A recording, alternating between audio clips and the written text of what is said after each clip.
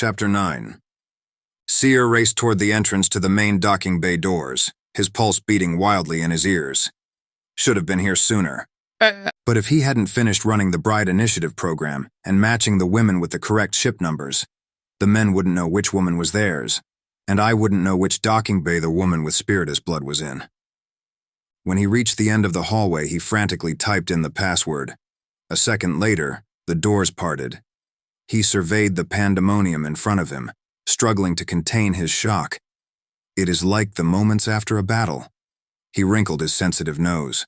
The sense of fear, desperation, and uncertainty perfumed the air. Females were being dragged or carried by males who looked confused. Narrowing his eyes, he stared at the women more closely. They were all small and free of markings, like the female from his vision. What does this mean? I dreamed of these new brides before I saw them. Could the female from my vision actually be real?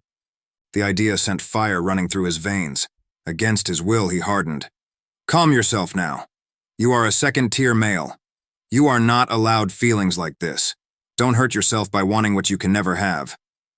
Gallant exited a docking bay, cradling a tiny, brown-haired woman while she punched him over and over in the face. He held his match sensor lightly in his hand. It blinked rapidly at the female's nearness. Against his will, Seer felt glad for his friend. He was lucky to find his match so quickly, even if she appears not so glad to see him. Their usual custom was to lead the women into greeting rooms, where they waited for their optimal genetically matched male to arrive. But usually the women came of their own choice. Put me down. Let go of me. She screamed, an interesting accent lacing the words. At least our language transfer appears to have worked. Gallant stared down at her. I will not hurt you. Please calm yourself. Like hell, She yelled, punching him squarely in the nose. His blood brother caught his gaze, looking miserable, and hurried off down the hall, his shoulders tense. Gallant waited so long for a female. This is not right. Why are these women so angry? One of the soldiers shouted at him as he walked by with a wailing female in his arms. She struggled and beat her fists against his chest. Perfectly timed, Leader's voice came over the ship's comps, almost vibrating in the air around them. There has been some confusion. The Earth Brides believe they are being kidnapped by us. Focus on calming and reassuring them for now.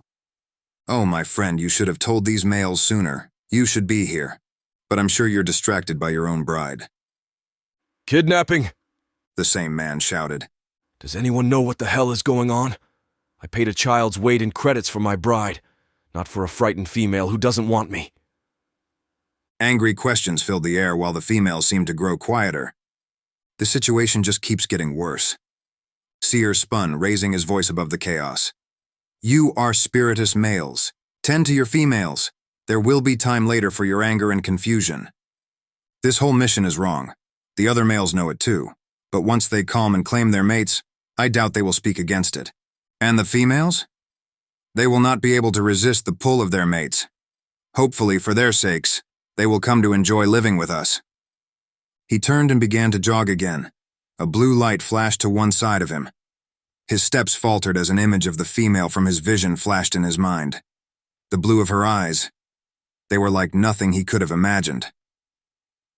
Why does she haunt me in all things I do? A reminder of what I can never have? A mate of my own. His heart squeezed painfully. Coming around a corner, he nearly crashed into two guards. One was carrying the other, and the injured man looked bad. Familiar. I've seen injuries like that too many times to count. Please let me be wrong in this. What happened? He asked, kneeling down and adding up one injury after another. A broken arm. And by the way he's breathing, at least a couple of broken ribs. The uninjured guard met his gaze. It was a young male named Follower. The boar track we were guarding tricked us and escaped. We tracked him down here, but then Unlucky was injured. Seer cursed. Were you able to stop it? Follower shook his head. Damn it, a board track is loose! Where is it? In bay number 257. It says the female there is special, so it's claiming her as its own. Of all the luck. How many soldiers have it cornered? Ugh. He cleared his throat. None, medic. They're all busy. With their new brides. Something cold uncoiled in his belly. Selfish bastards. Seer stood. This injured guard is strong, he will survive. But if I'm not fast enough, the female won't. Get unlucky to the medical bay, Stat. I'll deal with the Bortrak. But medic Seer, it's danger. Get him to the medical bay, he commanded. Then he ran toward the bay at full speed. Anger and fear made the sound of his heart pumping fill his ears. The enormous whitewashed outer ring of the docking level seemed to speed by as he moved. Images came to him of dead bodies, women brutalized by the Bortraks, of their breeding chambers. He clenched and unclenched his hands. Not this time. I will not allow a female to be raped and brutalized with me close enough to prevent it. Stopping before the door, the blue scanner moved over him for half a second. Then the door slid open. A Bortrak lumbered back and forth just outside the red gel that filled the lower half of the room, trapping the ship and protecting the female. Until the creature decides destroying its shell is worth entering the abrasive gel. The Bortrak was massive even for one of its kind. Its tan shell was covered in deep grooves and badly healed cracks. Even a few of the sharp points jutting out from its shoulders, arms, back, and legs had been broken off. This one has seen a lot of battle. But against his own kind or mine, it doesn't matter. I'm not an inexperienced youth. I am a warrior. He took a step closer, a snarl escaping his lips. The Bortrak turned, its black eyes fixed upon him. You! It roared. Release her from this red slaggin'. I choose her as my mate. Seer gritted his teeth. She is spoken for. The Bortrak's agitation increased and a low, guttural sound rumbled from its chest. Without us, you wouldn't have any women. I have seen your precious files. This one is the best. I claim her as my own. How the hell did he see my data? The tan plates on its face shifted, moving back to reveal a flash of sharp teeth. She is mine. Somewhere in the back of Seer's mind, he was aware of a tiny female breathing unevenly in the ship just below him. A female who needs my help. I'll never let them have her. You will go back to your chambers, Seer ordered. Or you will die. Choose the latter. The world will be better with one less of you. As if in answer, the Bortrak lurched toward him. So be it. Seer planted his legs more firmly, his breath rushing in and out. I can't let it grab a hold of me. If it does, my death will be quick, and the female will be left to its mercy. It swung out, grinning. But its grin slipped as Seer easily avoided the blow. It punched again and again, but each time Seer ducked, shifting slowly backward as it crowded his space. After a moment, it stopped, panting and eyeing him with both disbelief and anger. Unfortunately for this Bortrak, it must not have fought in the wars. Luckily for me. Seer took advantage of the opportunity, punching out. His fist connected with the side of its hard head. That hurt me more than it. But angering it is key. It screeched and swung its arms dumbly about. He agilely ducked, avoiding its reach, then kicked out, sweeping its legs out from under it. The beast went tumbling down, sprawling onto its back. Looking up at him, it panted. I will break your limbs and have you watch while my cock tears the female in two. He saw red, his mind going blank as he lost all control. Roaring, Seer leaped onto its chest and swiped at its throat. Kill. Kill. Protect. Protect her! He had no idea how much time passed when he became aware of himself and his body again. Looking down, he stiffened, shaking his head in disbelief. Blood was everywhere, the creature's throat nothing more than mangled flesh. Seer looked between the beast and his hands. His nails had grown to claws. How? He was a second-tier male. His markings changed with his moods, just like all Spiritus, but no part of him had shifted before. My hands shifted? It was whispered that some males could transform later in life, but he never considered he might be one of them.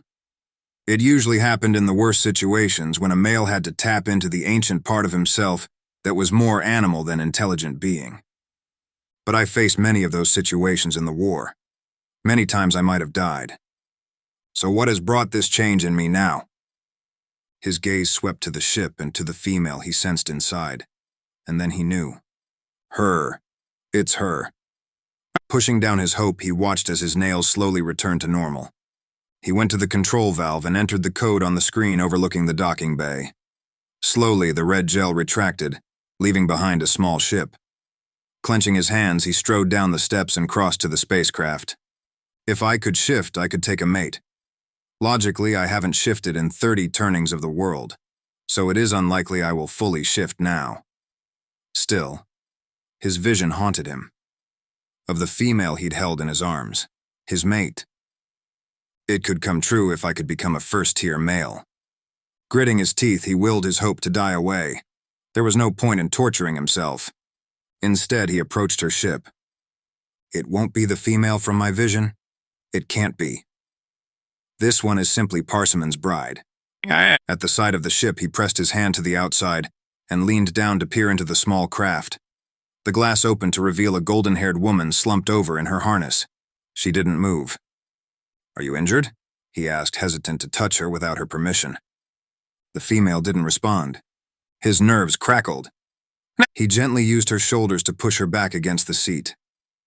Blood spilled from her forehead, covering her pale skin like a sickening paint, clinging and weaving through her short strands. Righteous anger expanded in his chest. What happened? Was it the ship?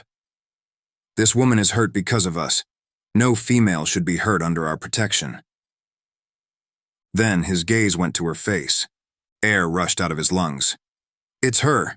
It can't be, but it is. Calm yourself. Be logical. Think this through. All his visions were a bit hazy, so he couldn't be 100% certain this female and the one from his vision were the same, not without seeing her eyes. But my heart believes it's her. The female who called to me. His brain protested. Perhaps many of these Earth females look this way. You cannot let your heart convince you of something that may be completely false.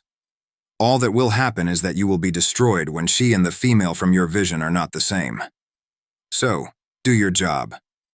Taking a deep breath, he unbuckled her straps, then carefully lifted her into his arms. She's so light. Staring down into her face, he stood transfixed. How can she be so lovely when it's obvious she's been so poorly cared for? She was thin to the point of near starvation. The flesh on her face held a tightness, even while unconscious, that spoke of unhappiness. A protectiveness he'd never felt before clenched his heart. I will care for you, little one. I will never allow you to be mistreated again. He carried her through the weaving hallways to his private medbay in a quiet corner of the ship, cradling her close to his chest in silent wonder. He was unable to explain the emotions that seemed to overwhelm him. He was a doctor. He'd seen females in much worse condition, so why did his knees shake? Laying her down on one of the healing chambers, golden particles immediately drifted above the bed, reaching to nearly 2 feet above the sleeping female. He took a step back and stared. She looked tiny on the long white table. Her hair drifted slightly in the golden light that undulated above her like some combination of dust and ocean waves. Never before have I thought a female looked beautiful in a healing chamber. But it isn't time to admire her. I have a job to do, he scolded himself. Moving to his familiar spot just above her head, he reached into the golden particles. The nanobots immediately reacted to his mental command. Golden particles pulled together, like a scattering of stars, and then the controls shimmered and formed. With just the slightest twist of his wrist, he was able to command the intricate controls, identifying illnesses and injuries, as well as healing them. But the work required a focused mind. No detail could be missed. First, he took several different images of her head and the inside of her skull, checking for how extensive the damage was. Initial scans showed that the wound was mostly superficial. Her skull showed no signs of injury. Yet when he dove into the scans of her brain, he frowned. The further he dove into the structure of her mind, the more he found wrong. The connections in her brain lacked all logic. It was obvious that a virus had crossed her blood-brain barrier, inflaming her basal ganglion, influencing how her brain could function. Connections had been made throughout every area of her brain, but they were all wrong. Terribly wrong. This can't have happened from the crash. To show this kind of progression, she's had the virus for years. Someone with these sorts of incorrect connections should not be able to function, let alone experience any kind of happiness. But I think I can fix it. Most of it. You can't be awake for this, though. He spoke out loud, even knowing she couldn't hear him. He chose the most genetically compatible mist to keep her asleep, and unaware of the delicate work he would be doing on her mind. This will take days, if not weeks, to fix. But it is not straightforward work. Each day I shall have to awaken her and watch her function to see the impact of what I am doing, to make certain her human brain accepts the healing as our own would. First, he had to identify the source of her illness, but when the results came, the air seemed to rush out of his lungs. The rewire contagion? The contagion responsible for wiping out most of our females also exists on Earth. He had studied it in school, although it had been eradicated among his people by the time he came of age. How is this possible? He had the sickening feeling he knew the answer. The craft that Parsimon crashed on Earth must have carried the virus with it. The implications of such a thing were too immense for him to consider at the moment, at least while the female needed healing. Twisting his hands, data streamed into his mind at impossible speeds. He would try a low dose of the treatment as he fixed the damage he now knew was caused by the rewire contagion. There's no point in healing the improper connections if the virus is still present. As the low dosage filled the golden healing space, causing tiny sparks of silver, he moved to the incorrect connections in her mind. He identified the ones that were newest, not woven as deeply, and cut them, one at a time. You're lucky you got me as a doctor, little human, he mused as he worked, for I was particularly interested in the brain during medical training. Hours had gone by when he at last got the alert that the first dosage of the rewire cure had been given. The silver sparks in the golden light stopped, and as he stared down at her flesh, he saw specks of silver light flare briefly in her pores, then fade. Good. Everything appears correct. Straightening from his position above her head, he removed his hands and blinked his eyes several times. He loved being a medic, but even with modern medicine, healing often required a great deal of mental and physical stamina from him. Now for the easy part. Placing his hands back in the healing nanobots, he took a deep breath, then shifted his focus to the easy task of healing the shallow cut in her forehead. It had long since stopped bleeding. When it was finished, there was nothing but a pale pink scar, which would soon fade to nothing. Time to wake her and see the results of my initial work. But how would she respond? He knew she would be groggy, and he wouldn't wake her completely, so she would slide back into sleep quickly. But he needed to know how she would respond to all the medications he had used on her. She will not be perfect, but she should be better than when I first came upon her. Taking a deep breath, he shifted his hands and decreased the meds he'd used to keep her unconscious. Cautiously, he watched as she tossed her head back and forth, and then her eyes opened. He found himself staring into familiar eyes. Blue eyes, so blue they took his breath away. So blue that he was pulled back into his vision for a moment. It is her. She struggled to sit up. He slid around to the side of the healing chamber. Lie still, he whispered. You're safe. I'm here to help you. Collapsing back against the table, her hand trembled as she reached for him, mouthing something he couldn't hear. He leaned closer. What is it? Did her transfer of our language not work when we got her blood sample? She grabbed his arm and pulled him down to her. All the way. The last thing he saw was her soft pink mouth coming toward him, and he realized she wasn't going to stop. When her lips pressed against his, electricity jumped between them. He inhaled sharply as her hand dug into the hair at his nape, pulling him closer. Their kiss deepened. Her lips were soft, warm, and willing. Then her tongue slid inside his mouth and he groaned, pulling her closer to him. The kiss grew harder, more desperate. He felt his blood rush south. What's happening?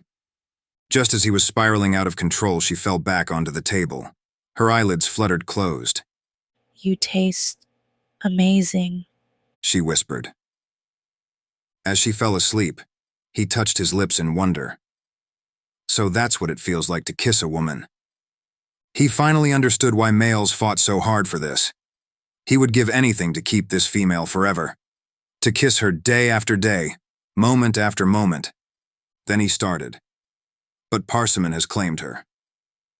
When we return to Ungar, I will have to give her to him. His mind roared a denial. Stumbling back to his chair, he sank into it, staring at the human female. Don't jump to conclusions about her. She didn't know what she was doing. The logical part of his brain reminded him. But another voice whispered even more softly. But you did.